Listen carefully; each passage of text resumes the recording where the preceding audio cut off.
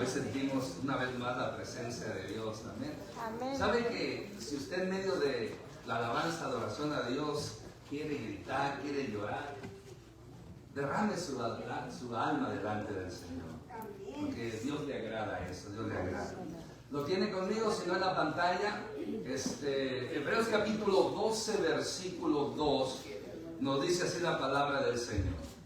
Puesto los ojos en Jesús, el autor y consumador de la fe, el cual por el gozo puesto delante de él sufrió la cruz, menospreciando el oprobio, y se sentó a la diestra del trono de Dios. Padre, gracias te damos por tu palabra que es bendita para siempre. Gracias por el privilegio. Habla nuestras vidas, en el nombre de Cristo Jesús oramos. Amén. Puede tomar su asiento.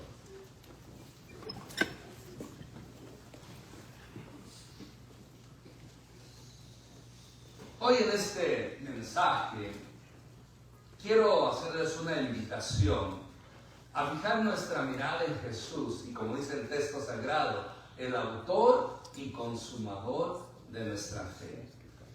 Ya que en medio de los desafíos de la vida cristiana es fácil perder de vista a nuestro Salvador y desanimarnos ante las dificultades, porque todos pasamos momentos difíciles. Como mencionaba días anteriores, todos tenemos dificultades, todos tenemos problemas, todos tenemos inquietudes, todos nos estresamos, todos sufrimos emociones negativas día tras día. Pero ¿sabe cuál es la diferencia de una persona que pone los ojos en Jesús y otra que no lo pone? Que al poner los ojos en Jesús no nos hundimos. Por el contrario, Él nos sostiene y nos ayuda a seguir adelante. Cuando dejamos de poner nuestros ojos en Jesús es cuando nos hundimos como Pedro. ¿Se acuerda esa historia de Pedro? Jesús camina en el mar. Pedro le dice: Señor, si eres tú, manda que yo camine sobre las aguas. Jesús dice: ven. Entonces Pedro, por fe, desciende, pone sus ojos en Jesús y comienza a caminar sobre las aguas. Pero dice el texto que mientras él miró alrededor, miró el viento, miró el mar embravecido, se empezó a hundir. Yo siempre he dicho que si él se hubiera mantenido mirando a Jesús, no se hunde. Pero se hundió, pero aún en la misericordia de Dios. Por eso esa es la diferencia. En medio de su prueba, en medio de su dificultad, en medio de su situación, no dejemos de poner nuestros ojos en Jesús. Amén. Él nunca falla, Él es fiel. Por lo tanto, es algo muy interesante, ¿verdad? Porque mire, este versículo nos recuerda que Jesús no solo inició nuestra fe, sino que también la llevó a la perfección, enfrentando el sufrimiento, como dice el texto, con gozo y alcanzando la más alta exaltación. Por eso, a través de su ejemplo, podemos aprender cómo perseverar, mantenernos firmes y caminar con seguridad hasta el final de nuestra carrera espiritual. La vida cristiana es una carrera. En la Biblia hay muchas formas, muchas figuras que presentan el caminar con Cristo, y en esta ocasión lo presenta como una carrera. Por lo tanto, quizás en la pantalla no va a aparecer el tema, pero el tema que en esta ocasión quiero presentarles es el siguiente: siguiendo el ejemplo de Jesús en la carrera de la fe. Recuerde, yo estoy en una carrera. Estamos en una carrera espiritualmente hablando. Posiblemente no seamos atletas. ¿Cuántos son atletas aquí? ¿Cuántos hacemos ejercicio? Amén. Bueno, este jovencito quizás sí más atleta, está joven. Son pocos, pero aún así no somos atletas. Yo camino todos los días en la mañana 2 millas, y a veces en la noche otra milla, pero eso no me hace atleta. Quise correr un día y no, me aguanté un minuto y después estaba así sacando la lengua juntamente con el perrito, porque no soy atleta, nada más camino. Pero en lo espiritual sí somos como atletas. Estamos en una carrera, no contra tiempo, no contra contra lo visible, sino contra lo invisible, en la esfera espiritual. Bueno, hoy hice un cambio en el sermón. Se me pareció un poquito largo el sermón. Bueno, es un solo versículo. Estaba programado para enseñarle 4 principios o 4 verdades espirituales. Pero viendo el tiempo y todo, y viendo que hoy tenemos la conmemoración de la Santa Comunión, hoy me voy a saltar del versículo, y en vez de ir en el orden como está escrito, me voy a saltar 2 puntos. Voy a hablar del tercero y dejamos el primero, el segundo y el cuarto, Dios mediante, para la próxima semana. Ahora, porque dice así el texto bíblico: puesto los ojos en Jesús, el autor. Él es el autor de la fe. Segundo, el consumador de la fe. El tercero viene siendo la entrega. Cuando dice el versículo, el cual por el gozo puesto delante de él, sufrió menospreciando el aprobado. Entonces ahí vamos a hablar. Hoy vamos a presentar como el primero, el tercero. ¿Me explico? Porque quiero enfatizar sobre esta verdad. Miren, una vez más dice: el cual por el gozo puesto delante de él, sufrió la cruz, menospreciando el aprobado. Ahí vamos a estar basándonos esta parte del mensaje. Miren, el texto bíblico dice que él lo hizo con gozo. Escuchando una predicación de Billy Graham, al traducir al español, wow, yo ya tenía en sí programado este mensaje, este versículo, y de uno de estos le salió en YouTube a Billy Graham, pero en español, alguien pues que lo traduce. Y cuando lo escucho, nomás eran como 24 minutos, estuvo hablando sobre la cruz de Jesús. Wow, este hombre tenía una unción, porque era un evangelista de verdad que ganaba almas para Cristo. Y lo bueno que hoy en día usted puede escuchar sus mensajes en español. Unos mensajes bien centrados, cristocéntricos, evangelísticos. Y a mí, en verdad, hermanos, cuando él hace el llamado al altar, casi paso yo al altar. Bueno, no paso, pero wow, qué bonito cómo él presenta el mensaje bíblico, el evangelio, y hace un llamado al altar. Dice la historia o los documentales sobre este hermano, que pasaban cientos de almas al altar aceptando a Cristo. ¿Alguna vez vi una ¿cómo se llama? Campaña por Billy Graham? Sí. Eso era tremendo, porque él se enfocaba en la palabra, usaba la palabra para transmitir. Y me gustó mucho lo que habló sobre cómo Jesús tuvo que llegar a la cruz. Más adelante le voy a decir algo que aprendí de esa predicación que la quiero compartir. Pero primero, me dice la Biblia, cuando dice: el cual por el gozo puesto delante de él, sufrió la cruz. Me llama la atención la palabra gozo, con gozo. ¿Quién sufre con gozo? Todos hemos sufrido en la vida y posiblemente estemos sufriendo. ¿Cuántos lo han hecho o lo hacen con gozo? A ver, digan. Antes, por el contrario, lo hacemos con dolor, con tristeza, con murmuración algunos, con coraje, con decepción, con desánimo. Pero sufrir con gozo, solamente Dios, solamente Jesús. Amén. Y si se da cuenta, dice un comentarista, cuando habla aquí del nombre, si se va otra vez al primer versículo, dice: puesto los ojos en Jesús. Mire, cuando menciona de poner los ojos en Jesús, dice un comentarista, Matthew Henry, que él usó nada más Jesús, no usó Cristo, no usó Jesucristo, porque recuerda otros títulos, un nombre de nuestro Señor es Jesús, Jesucristo, Cristo Jesús. Así es como en la Biblia lo presentan los escritores. Pero aquí el escritor sagrado, así se le llama al escritor de Hebreos, porque no sabemos quién fue, le llama Jesús. Entonces este comentarista, Matthew Henry, dice que la razón que usa el nombre Jesús es para hablar más de su humanidad. Porque el nombre Jesús es el nombre humano que se le otorgó, que el ángel que Dios le dijo que le tienen que poner Jesús. Era un nombre común en Israel, que es el similar del griego al hebreo de Yeshua o de Josué. Por lo tanto, es interesante, ¿verdad?, que Jesús no sufrió como Dios, sufrió como hombre, porque Dios no puede sufrir, pero sí murió siendo Dios. O sea, no murió Dios, solamente murió la naturaleza humana. ¿Me explico? Entonces, basándonos a esto, dice que Jesús sufrió la cruz con gozo. Con gozo.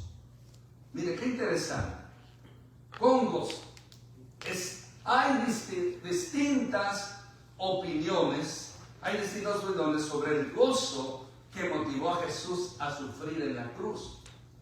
Gente, escritores, predicadores, siempre comentaristas, teólogos, eruditos, tratan de explicar ese gozo que lo llevó a cabo y dan cada quien su opinión.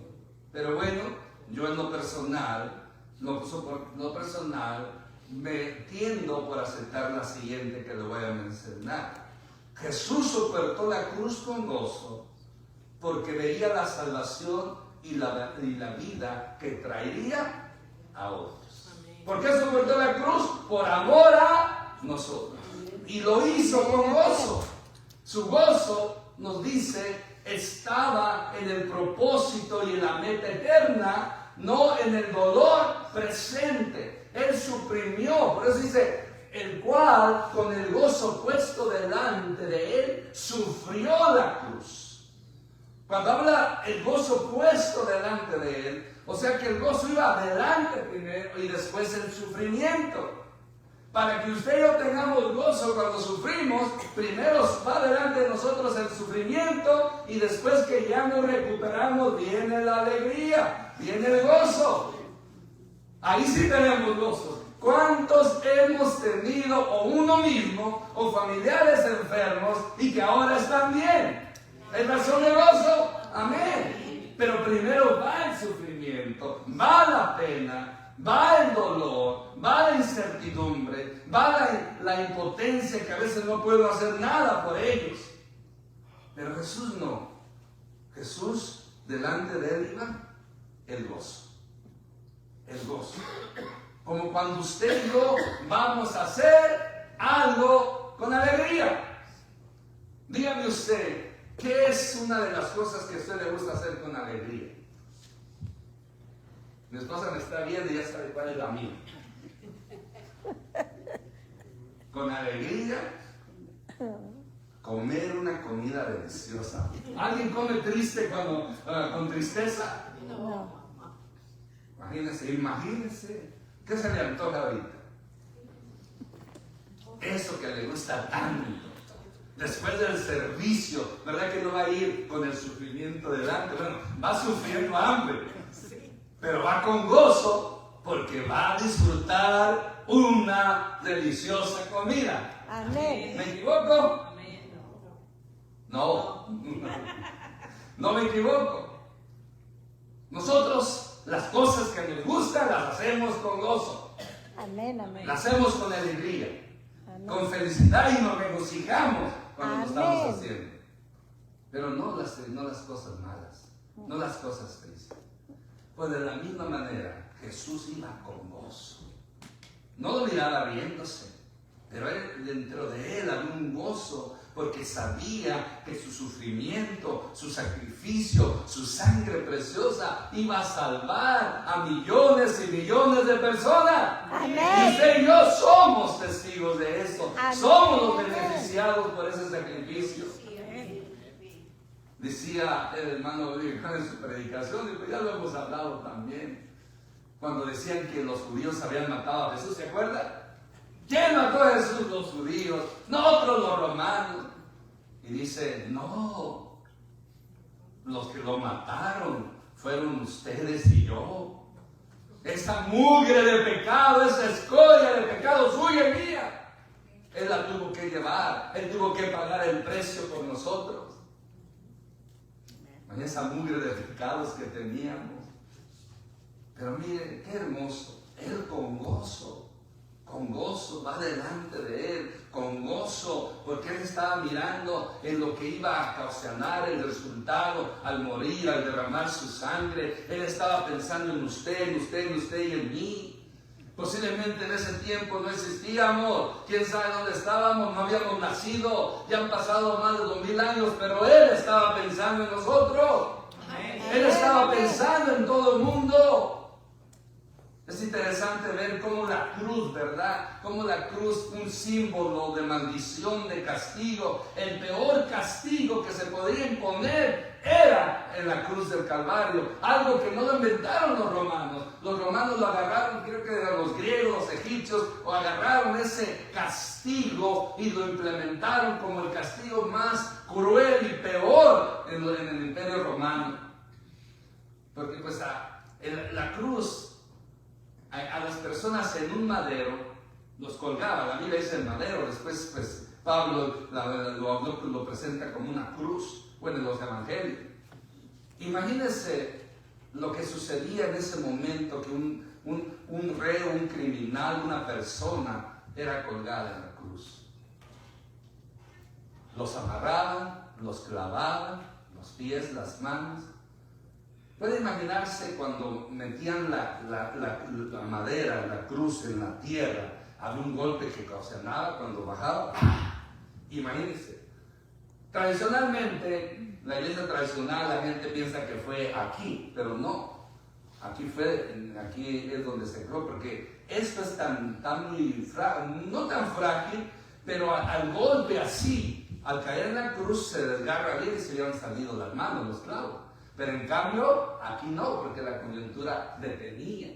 Imagínense qué dolor cuando levantan la cruz y la meten en el hoyo, el dolor que ocasionaba la estirada. Y luego los dejaban al calor del día. El dolor que tenían, y luego el calor, sin agua, todo eso era una muerte lenta y cruel. Y luego algunos les quebraban las piernas para que no se escapasen si alguien venía o si se bajaban. Todo eso Jesús lo sufrió. Más adelante me voy a mencionar lo que le mencioné sobre los cinco heridas que Jesús sufrió en la cruz. Pero Él lo hizo con gozo, por amor a nosotros. Con gozo. Segundo, nos dice el versículo, el cual con el gozo puesto delante de Él sufrió en la cruz, menospreció el autor. Y esto aquí lo vemos con humildad. Con humildad. Usted sabe quién era Jesús. Sufrió la cruz, menospreció el autor. Su humillación, su humildad vino a traer lo que se llama aceptación del sufrimiento. Con amor, con gozo y con humildad, Jesús enfrentó la cruz sin huir del dolor físico ni del sacrificio necesario para cumplir la voluntad de Dios. Su sufrimiento fue voluntario y consciente. Aceptó el sufrimiento. Él ya sabía. ¿Se acuerdan en el Edén cuando él en el huerto del Getsemaní, mejor dicho, que decía, Padre, si es posible, pase a mí esta copa, pero que no se haga mi voluntad, sino la tuya? Muchos dicen que Jesús ahí estaba temiendo el sufrimiento, y no, Él no le temía el sufrimiento. Lo que Él temía era que en ese momento, al ser crucificado, al ser el Cordero inmolado de Dios y dar su vida por la humanidad, toda la mugre de pecados, como dice el hermano Billy Graham, iban a ser cargados sobre él. Y por eso en un instante el padre lo abandonó. El padre le volteó la espalda. Fue cuando clamó y dijo: Dios mío, ¿por qué me has desamparado? Ese era lo que él no quería sufrir. Él no le temía a los clavos. Él no le temía a los latigazos. Él le temía, él lo que no quería experimentar, una separación del Padre. Pero tuvo que esperar. Ese fue el sufrimiento más grande de Cristo. Por unos instantes, segundos, minutos, no sé, se separó del Padre por primera vez desde la eternidad, porque había una unidad entre el Padre y el Hijo de la eternidad. Y por culpa de usted y mía, por nuestros pecados, el Padre tuvo por unos instantes que separarse de él, mientras los pecados eran lavados, mientras los pecados eran expiados, mientras los pecados eran purificados. Y ya cuando Jesús pudo lograr esa purificación, esa expresión del pecado, fue cuando dijo: consumado es. Y entonces una vez más el Padre se acerca y esa unidad eterna nuevamente vuelven a tener. Ahora me entiende por qué Jesús no quería pasar el sufrimiento, no por el dolor de los clavos, de la cruz, etcétera, etcétera, sino la separación del Padre. Pero él, con humildad, sometiéndose a la voluntad del Padre, aceptó tal sufrimiento. Y no solamente eso, también tuvo una indiferencia ante el desprecio.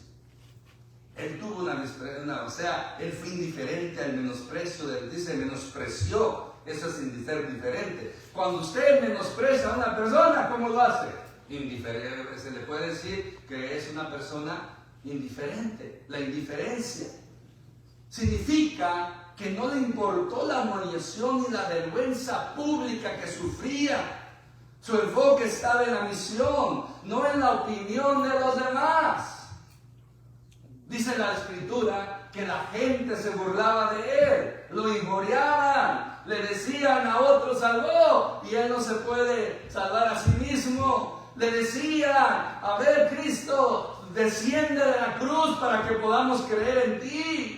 Si tú eres el rey, si tú eres. Dice que hasta había 2 ladrones que también que lo injuriaban, lo criticaban, se burlaban de él. Pero en ese proceso de esas 6 horas que Jesús estuvo en la cruz, algo empezó a suceder a uno de los 2 criminales que estaban en la cruz. La tradición les ha puesto nombre, pero la Biblia no tiene nombre para ellos.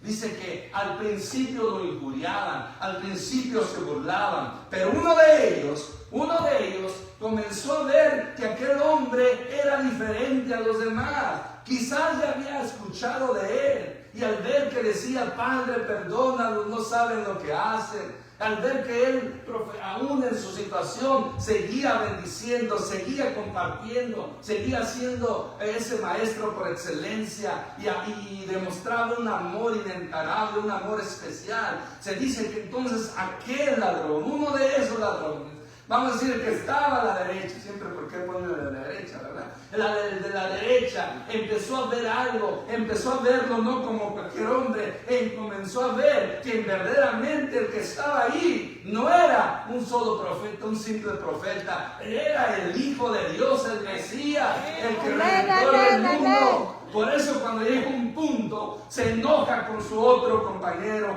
y le dice: ¡Hey, cállate! Tú y yo merecemos este castigo, pero ve qué mal hizo, qué mal hizo. Y se dirige a él y dice: Señor, acuérdate de mí cuando vengas en tu reino. Y ahí viene la bendita palabra del Señor. Digo: de cierto te digo, que hoy estarás conmigo en el paraíso. Él fue el primero que entró al cielo por el sacrificio de Jesús. Es el primer redimido. Y por lo tanto, él tuvo que ser indiferente a la murmuración. Imagínense, a veces nosotros con cualquier cosita que la gente nos haga, ahí andamos que queremos tirar, ¿cómo se dice? Bueno, toallas cuando los boxeadores, ¿no? O sea, cuando ya al otro boxeador ya lo tienen bien penqueado, bien cachimbeado, bien. Nomás no diga una mala palabra, ¿ok? Si se la pensó, arrepiéntase. Entonces el entrenador, ¿verdad? Es el que tira la toalla. ¿Para qué tira la toalla? Para que no lo vayan a matar. De ahí viene eso, tirar la toalla, o sea, darse por vencido, rendirse. Otros que tiran los guantes, que cuelgan los guantes. Otros que cuelgan los tenis. ¿Nosotros qué colgaríamos? ¿La Biblia? El saco, bueno, no todos usan saco, nomás sabemos 3 aquí. El punto es, Jesús sufrió tanto por amor a nosotros y nosotros no podemos sufrir tantito que una persona nos ofenda. ¿Cuál es el principio que debemos de aplicar para cualquier relación que nos enseñó Jesús? El amor. El amor. Por amor Él sufrió. Por el amor Él murió. Por amor Él resucitó. Por amor Dios nos sigue tolerando, aguantando todos nuestros pecados todavía. Por amor tenemos que soportarnos los unos a los otros. Así como ustedes son, y así como yo soy, debemos de amarnos. Amén. Amén. ¿Quieren creer como el pastor? Así mi pastor. Así como ustedes son, yo los amo. Pero Enrique decía él. Y yo pues amaba y decía, y así como ustedes también, pastor, yo lo amo. Nadie se atrevía a decir eso. Pero tiene que ser algo recíproco, ¿verdad? No le tiren nomás la bola a la gente. También usted es corredor en esta carrera. Por eso, si Cristo sufrió tanto, lo que nosotros sufrimos no se compara para nada. No le llegamos ni un poquito de su sufrimiento. Y aquí es donde Él nos da un ejemplo para nosotros. Su actitud nos enseña a soportar dificultades y rechazo con fe. Recordamos que nuestra meta es la gloria eterna y no la aprobación humana.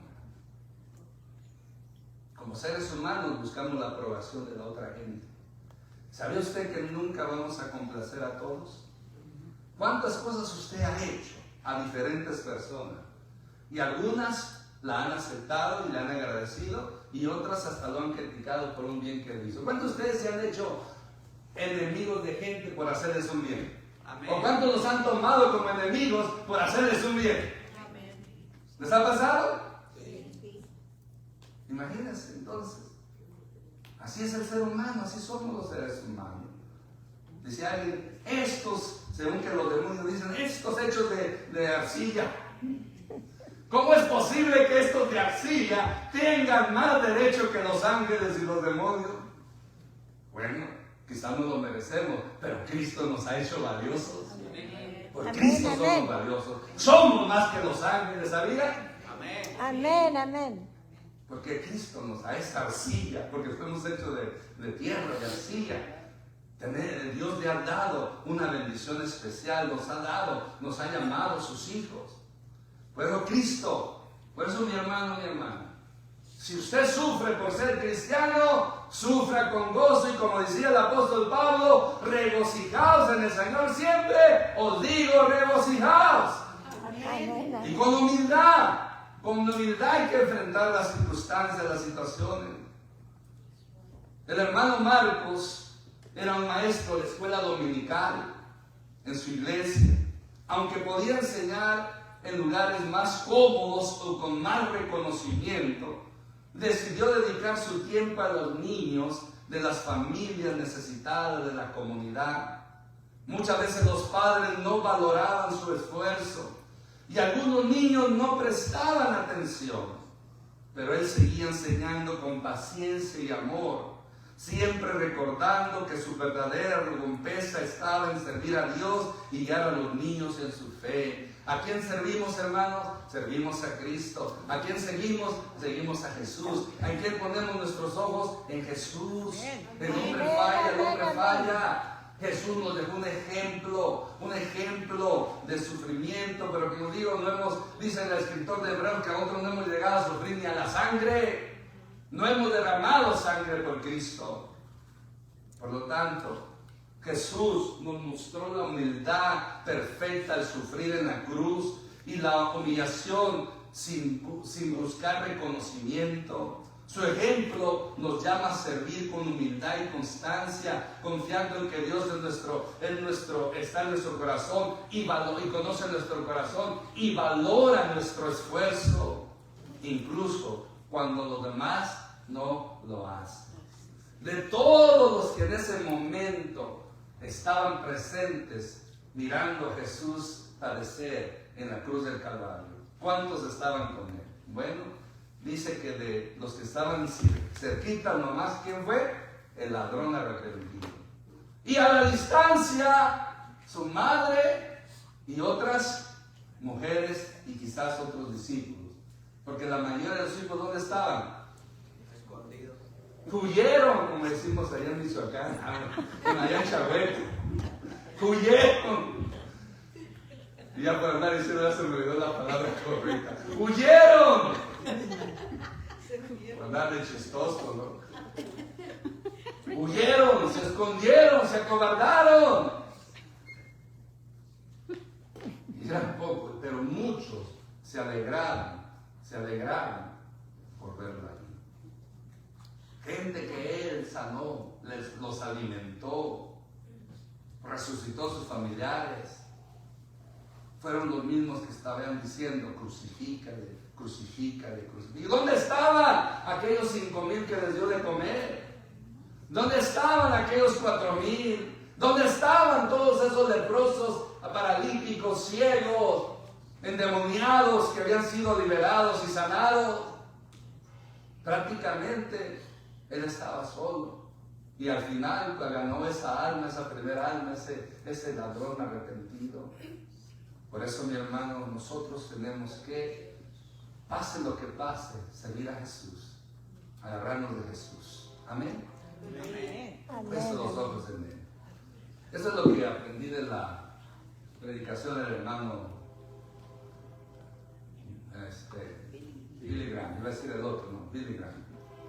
Él menciona 5 heridas, bueno, no sé si dice buscadas, que Jesús sufrió. 5 heridas que Jesús, quizás está mal la palabra ahí, 5 heridas que Jesús sufrió y que científicamente se ha comprobado. La primera de ellas, déjeme mirarle, la primera de ellas se le llama la contusión. Esta palabra de la contusión nos enseña, ¿verdad? Es cuando Jesús fue golpeado en la cabeza. ¿Se acuerda que lo golpearon en la cabeza? ¿Qué hace una persona cuando lo golpean en la cabeza? Ahora, ¿qué es la contusión? Es cuando se le pega la cabeza y no hay sangrado. O sea que el golpe, que la consecuencia o el mal que hace el golpe, ¿dónde queda? ¿Dónde queda? Dentro. O sea, no se mira. A él lo golpearon, parece con vara, con palo lo golpearon. Porque eso es lo que hacían los judíos. Ahora, también una contusión, se dice técnicamente, es un golpe que causa daño interno, como le mencionaba, sin romper la piel. Sin romper la piel. La segunda que él recibió otra herida fue la laceración. La laceración, esto fue cuando lo azotaron. Según también la palabra laceración, es cuando se hacen heridas irregulares causadas por un desgarro de la piel. Y si usted miró la película de Mel Gibson de La Pasión de Cristo, que fue criticada por esa escena tan, ¿cómo se le dijeron? Tan fuerte, tan cruel. Pues Mel Gibson, aunque no sea un creyente, él se basó en lo que decía la Biblia. Sea como sea, él buscó a rabinos, pastores, sacerdotes, lo que decía la Biblia sobre el sufrimiento de Cristo. Se indagó, investigó y encontró que en Isaías dice que su cuerpo fue molido, fue desgarrado. Entonces, así como usted ve esa imagen todo desgarrado, algo así quedó el Señor. Porque esos látigos que usaban los romanos no era nada más la tira de piel del látigo, sino que le ponían pedacitos de metales en eso. Entonces cada vez una cosa que te den un látigo regular, pues nomás te deja las muestras del golpe y vamos a decir, te puede sangrar la piel, pero tiene que ser mucho, si nomás te deja las marcas de los látigos. En cambio estos látigos, cuando pegaban, se perforaban, se clavaban los pedacitos de metal y después no solamente le hacían así, lo sacaban, lo tiraban y luego le jalaban. Entonces puede imaginarse el desgarre de su piel, por eso se llama laceración. Eso sufrió Jesús. Eso sufrió Jesús. Otra herida fue la contusión. Esto sucedió, perdón, no es la contusión, es la penetración. Me equivoqué ahí, es la penetración. Cuando le pusieron la corona de espinas. Según la palabra técnica, la penetración es una lesión donde un objeto entra al cuerpo sin salir al otro lado. Esa es la penetración. Agarraron como decían que era el rey de los judíos, en forma de burla, lo visten con ropas reales, según ellos, hacen una corona de espinas, no una espina chiquita, yo imagino que son las espinas, hay unas espinas bravas, hay unas pequeñitas que cómo duele, pero según lo que se vea, parece que eran espinas grandotas. Imagínense que cuando ni no le pusieron la corona así con delicadeza, tenga rey, al ponérsela, se la encajaron, la oprimieron, la penetraron. Entonces esas espinas agudas, venenosas, en toda su cabeza, en parte de su cabeza, fueron penetradas. Puede imaginarse el dolor. ¿Cuántos se han espinado con unas espinas chiquitas y cómo duele? En mis caminatas tengo experiencia que mi compañero, por andar donde no debe, agarra espinitas, unas bolitas, se acuerdan unas así, bolitas de chiquitas, y ahí alza la pata. Y pues ok, y a veces si no cuidado la agarro, y cómo duelen esas. Ya ahora entiendo por qué va. Y duele, y dura. Pero a veces hay esa es una redondita. Peor está otra, que no es redondita, que tienes como tres espinitas. Esas duelen más. Me he espinado y me dura días la sensación del dolorcito. Ahora imagínense una espina de esa clavada en el cráneo, en la cabeza. Ese fue el sufrimiento de la vida. La cuarta herida, bueno, ahí es donde quizás me equivoqué. La cuarta herida se le llama perforación. Entonces, aquí en vez de penetración es perforación. Esto es cuando le clavaron los clavos. Los clavos. Y según la perforación, lesión donde un objeto atraviesa completamente el cuerpo o un órgano. Los clavos. O sea, los clavos es la perforación. Perforaron su brazo y le salió por el otro lado, lo cual se clavó en la madera, en el madero, en la cruz. Y ese era un dolor tan fuerte. Y el dolor más fuerte es, como les dije, cuando ya levantan la cruz, el ya clavado, y lo ponen en el hoyo, la parte de abajo del madero, eso hizo que hiciera un brinco. Yo quería hacer eso con el hermano Pérez cuando así. Una vez lo hicimos y pero ahí nomás, por eso le hacemos ya renunció, nomás por eso ya le hacemos la lucecita. Pero queremos intentarlo. Si le están las manos levantadas, duele. ¿Cuántos pueden tener sus manos levantadas mucho tiempo? No. Mire, yo ahorita yo tengo experiencia un poquito, porque pues uno alaba al Señor. Pero mire, ya ahorita si sigo, ya empieza a hormiguear, sentir hormigas en mis brazos. Hormigueo, gracias. Ya empieza a casarse. No puedo estar mucho tiempo. Ahora imagínense que me claven unos clavos y cuando caigo en tierra, esos clavos me lastiman, produciendo un dolor tremendo. Y la última, a ver si yo sí bueno, cuando menos la última sí la puse bien en la pantalla. Incisión. Incisión, y ahora sí es. Cuando le clavaron la lanza en el costado. Según la definición, corte limpio y controlado hecho con un objeto filoso. Como cuando se hace con un bisturí, ¿verdad?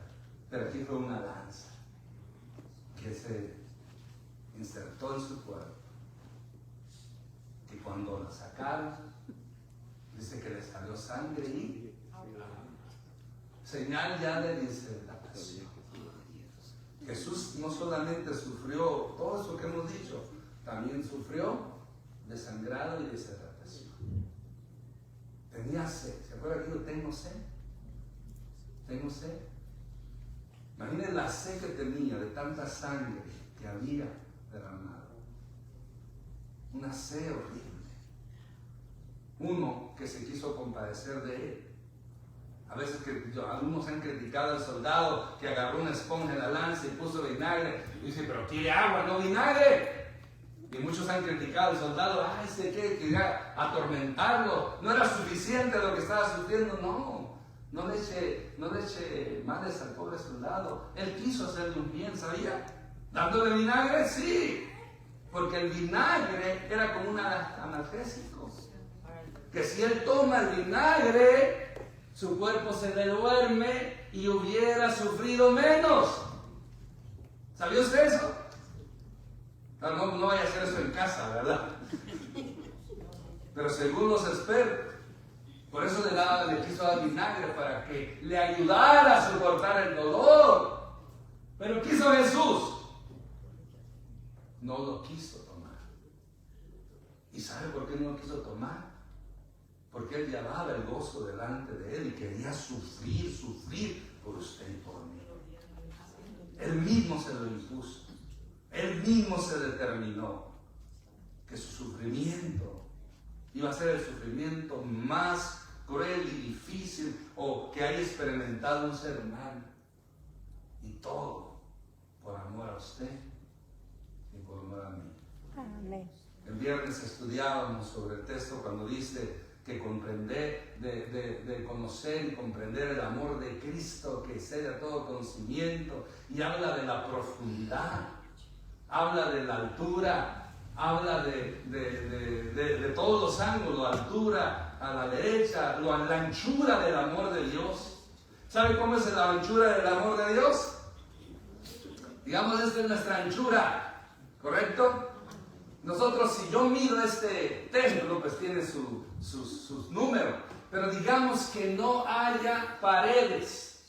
Si yo extiendo el amor de Dios en su anchura, ¿hasta dónde llega? ¿Hasta dónde llega? Rodea todo el mundo. Ese es el amor de Dios. El amor de Dios rodea y alcanza y abarca todo el mundo. Y luego habla de la longitud, o sea, la largura del amor de Dios. Si yo mido el amor de Dios hacia allá y hacia acá, viene siendo lo mismo, abarca a todo el mundo. Luego dice la profundidad, por si allá abajo hay, también los alcanza. Pero el que me gusta más es la altura del amor de Dios. Que si yo lo mido hacia arriba, ¿hasta dónde llega? Hasta el infinito y más allá, hasta el trono de Dios. Y de allá se regresa. Esa es la magnitud del amor de Cristo. ¿Y sabe dónde lo demostró? En la cruz del Calvario. Y llego a esta conclusión. Al mirar a Jesús, vemos que la fe no es algo que empieza y queda incompleto. Él es quien la inicia y la perfecciona. Gloria a Dios.